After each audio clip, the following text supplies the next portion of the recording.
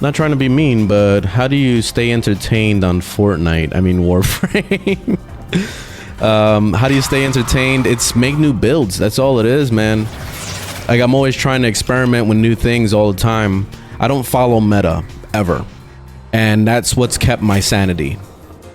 Because the moment that I start following meta, is the point where I just feel like I gave up as a human being that, you know, likes to experiment with shit.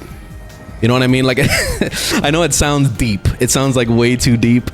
But the thing is that I've always enjoyed making my own builds. It's always been fun to kind of experiment and figure it out on my own. I don't watch YouTube videos. I don't do any of that shit.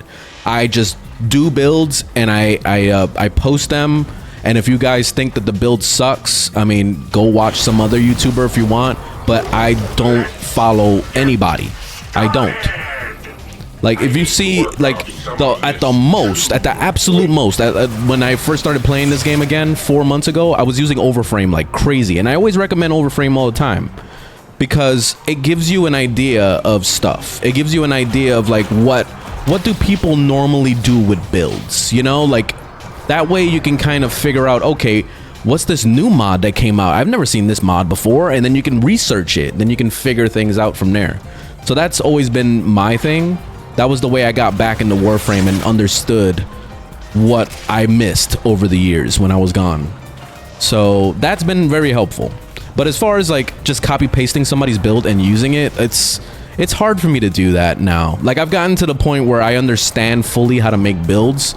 So for me to just copy paste somebody's build is like, it's almost like asking Gordon Ramsay to stop making his own food and just copy paste some other cook's food. You know what I mean? I don't know if that's the right analogy or not, but that's kind of how I feel. Like, I feel like that. Like, I gotta make my own shit.